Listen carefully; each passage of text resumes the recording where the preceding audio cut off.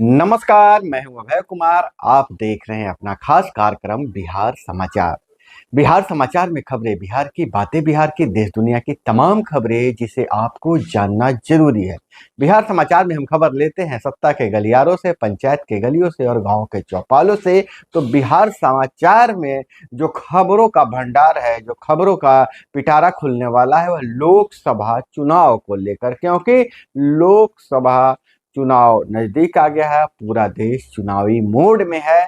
लेकिन उससे पहले हम खबर डालें नियोजित शिक्षकों के हवाले से, या कहिए शिक्षकों के हवाले से। तो के पाठक के आदेश से शिक्षक समुदाय में काफी आक्रोश है। जहां एक तरफ के पाठक लगातार जो है सो तरह तरह के आदेश निकाल रहे हैं। अब सोशल मीडिया पर शिक्षकों ने जो आदेश का विरोध करते हुए पोस्ट डाला था, उस पर भी कार्रवाई की आदेश जारी कर दिया गया है। वही शिक्षा विभाग के हवाले से जो के पाठक और राजभवन में जो गतिरोध था, उसे समाप्त कर लिया गया है। अब शिक्षा विभाग के बैठक में कुलपति भी शामिल होंगे।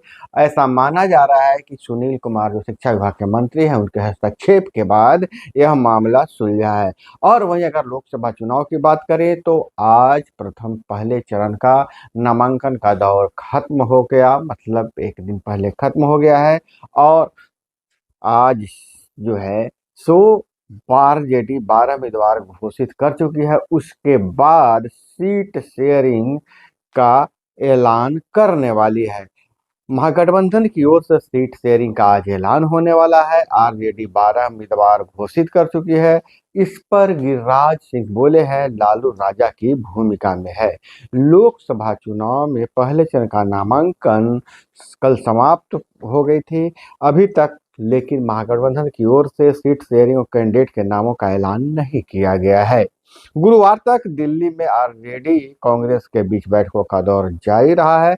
शुक्रवार को पटना में सीट शेयरिंग की घोषणा की जाएगी, यानी कि आज सीट शेयरिंग की घोषणा की जाएगी। इससे पहले संभावना जताई जा रही थी कि कल ही यानी गुरुवार को ही सीट शेयरिंग का घोषणा कर दिया जाएगा। लेकिन आज दोपहर 12:15 बजे पटना स्थित राष्ट्रीय जनता दल के कार्यालय में महागठबंधन की ओर से प्रेस कॉन्फ्रेंस आयोजित की जाएगी। इसमें कौन पार्टी किस सीट से चुनाव लड़ेगी, इसके अधिकारी घोषणा की जाएगी। इस दौरान नेता प्रतिपक्ष तेजस्वी यादव के साथ साथ महागठबंधन के सभी घटक के दलों के नेता उपस्थित रहेंगे। बताया तो यह जा रहा है, जो सूचना मिल रही है कि माले को 4 सीट मिल सकती है। इसमें आरा से सुदामा प्रसाद, काराकाट से राजा राम सिंह, नालंदा से संदीप सौरव या महानंद सिंह, वहीं सिवान से अमरनाथ यादव के चुनाव लड़ने की संभावना है। वहीं सीट शेयरिंग से पहले ही 12 सीटों पर लालू यादव ने सिंबल बांट दिया है। और इस पर इधर केंद्रीय मंत्री गिरिराज सिंह ने सीट शेयरिंग नहीं होने पर कहा कि लालू यादव राजा की भूमिका में है। बेगूसराय में मीडिया से बात करते हुए उन्होंने कहा कि आरजेडी के सुप्रीमो लालू प्रसाद यादव कांग्रेस नेताओं को प्रजा समझ रहे हैं। और इधर चिराग पासवान से पूर्व सांसद अरुण कुमार अलग हो चुके हैं। पूर्व सांसद अरुण कुमार ने चिराग पासवान की पार्टी छोड़ी। कहा हम लोग माला जपने वाले नहीं, साधु नहीं है। टिकट न मिलने से थे नाराज।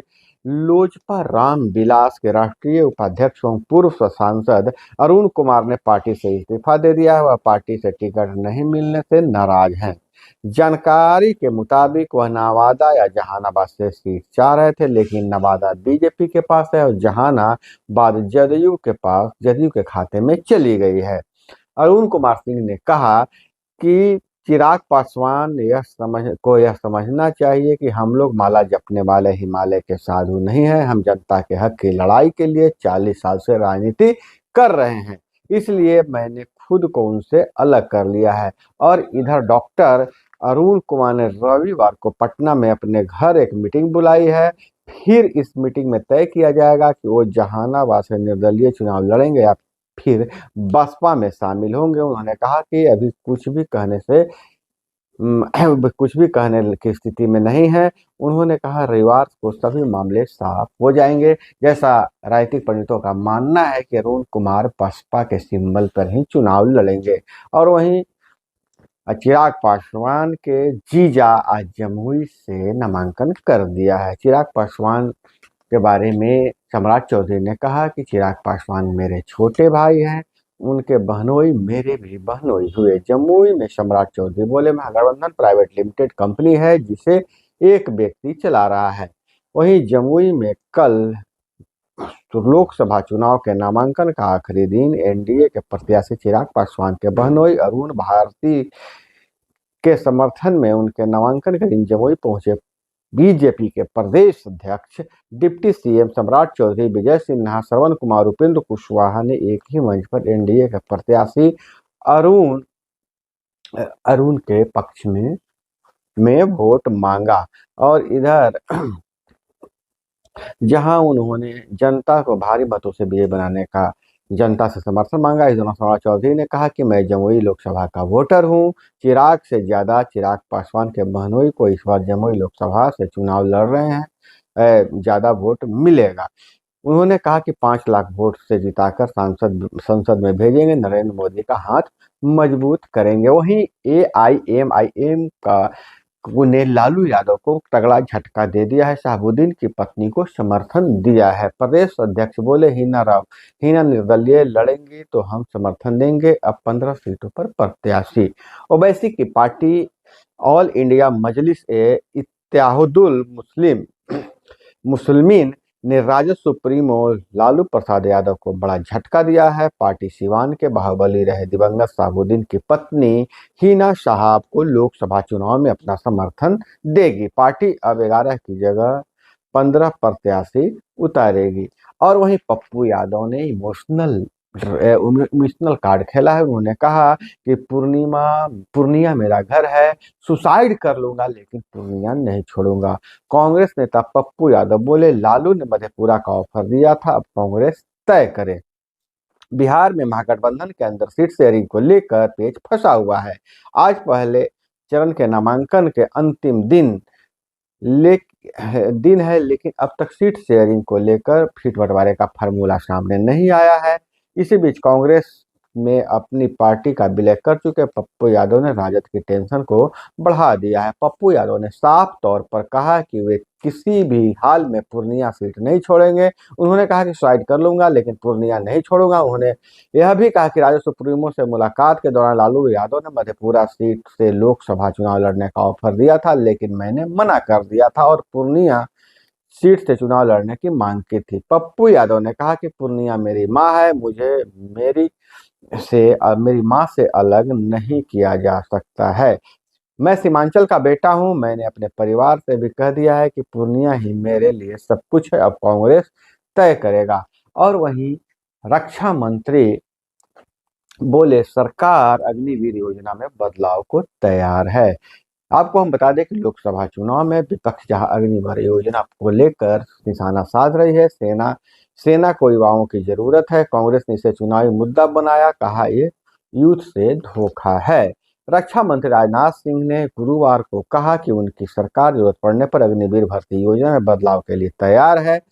एक न्यूज चैनल के समिट में बोलते हुए रक्षा मंत्री ने यह भी कहा कि सरकार यह सुनिश्चित किया है कि अग्निवीरों के लिए अच्छा स्कीम लागू करेंगे। और वहीं उन्होंने यह भी कहा कि सरकार ने यह भी सुनिश्चित किया है कि अग्निवीरों का भविष्य सुरक्षित रहे। सेना को युवाओं की जरूरत है। मुझे लगता है कि युवा उत्साह से भरा होता है, वे टेक लवर होते हैं। हमने इस बात का ध्यान रखा है कि उनका भविष्य भी सुरक्षित रहे, जरूरत पड़े तो हम बदलाव भी करेंगे। अग्निवीर स्कीम लागू होते ही विवादों में आ गई थी। इस स्कीम में सिर्फ 4 साल की सर्विस को विपक्ष ने युवाओं के साथ धोखा बताया था। कांग्रेस ने अपने चुनावी कैंपेन में अग्निवीर स्कीम को मुख्य मुद्दा बनाया है। और वहीं लालू यादव अपनी पोती का जन्मदिन मनाने दिल्ली पहुंच चुके हैं। दादा लालू ने पोती को खिलाया केक, लाड़ करते दिखी राबड़ी देवी। परिवार ने मनाया कात्यायनी का पहला बर्थडे। डिजाइनर ड्रेस में राजश्री तेजस्वी ने शेयर की तस्वीर। लालू प्रसाद की पोती और तेजस्वी राजश्री की बेटी कात्यायनी का पहला जन्मदिन लालू परिवार ने दिल्ली में मनाया है। उनके जन्मदिन से जुड़ी कई तस्वीरें तेजस्वी यादव ने सोशल मीडिया पर बुधवार को देर रात पोस्ट की थी। तेजस्वी ने लिखा, बिटिया कात्यायनी को प्रथम दिवस की शुभाशीष और अनंत प्यार। और इधर केजरीवाल के सामने नई मुश्किल आ गई है, राष्ट्रपति शासन लगेगा या नया सीएम बनेगा। शराब नीति में राउज एवेन्यू कोर्ट ने दिल्ली सीएम अरविंद केजरीवाल को ईडी कस्टडी में 4 दिन और बढ़ा दिया है। अब वे 1 अप्रैल तक हिरासत में रहेंगे। इस बीच दिल्ली के उपराज्यपाल वी.के. सक्सेना ने कहा कि जेल से नहीं चलेगी दिल्ली सरकार। उन्होंने साफ कर दिया कि दिल्ली की जो सरकार है वह जेल से नहीं चलाई जा सकती है। और वहीं गया से एक खबर आ रही है, चोरी के आरोप में पीट कर युवक की हत्या हुई है। गया से 10 किलोमीटर दूर फेंका शव, पहले सिर मुड़वाया फिर लाठी डंडे से मारपीट की। गया में चोरी के आरोप में एक युवक को पीट कर हत्या कर दी गई है। मरने से पहले उसके सिर का बाल मुड़वाया गया था, फिर बेरहमी से उसकी पिटाई की गई जिससे उसकी जान चली गई।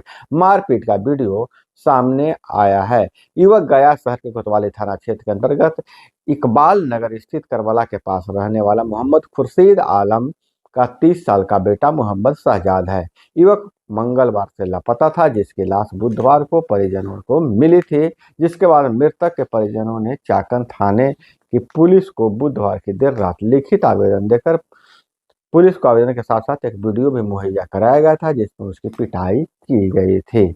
आरोप लगाया जा रहा था कि एक मुस्लिम परिवार ही का जो कबाड़ी का दुकान है वहां चोरी के आरोप में उसे मारपीट की गई है। गनीमत यह रही कि यह 2 धर्मों का मामला नहीं रहा, लेकिन इससे पहले चोरी के आरोप में पिटाई को लेकर जिसे लिंचिंग कहकर पूरे देश में बवाल खड़ा किया गया था। और इधर केजरीवाल को तुरंत अभी राहत नहीं मिलने वाली है। हाई कोर्ट ने ईडी से जवाब मांगा है। और इंडिया गठबंधन जो है टूट के हद तक पहुंच गया है। बड़े राजद और कांग्रेस में तकरार बिल्कुल जमीन पर दिख रहा है। और इधर 19 करोड़ घरेलू महिलाओं को पेड वर्कफोर्स में लाने की तैयारी ताकि जीडीपी में 12% वृद्धि हो। महिला वंदन योजना लागू होगा देश में पहली बार महिला केयर गिवर इकोनॉमी पर श्वेत पत्र तैयार किया गया है। और असम सरकार में सहयोगी दल के नेता नोटों की गड्डी के संग सोता दिखाई दे रहे हैं। और वहीं चीन ने पाकिस्तान को 2 टूक कहा है कि सुरक्षा में आप फेल हैं, हम अपनी सेना लगाएंगे। हम आपको बता दें कि इससे पहले चीन के 5 इंजीनियरों की हत्या कर दी गई थी। तो दोस्तों यह थी वो तमाम खबरें जिसे आपको जानना जरूरी था। इसी तरह से खबरों के लिए जुड़े रहिए हमारे साथ। चैनल पर नए हैं तो चैनल को सब्सक्राइब कर लीजिए। वीडियो पसंद आए तो लाइक जरूर कीजिएगा। मिलते हैं अगले वीडियो में। जय हिंद, वंदे मातरम।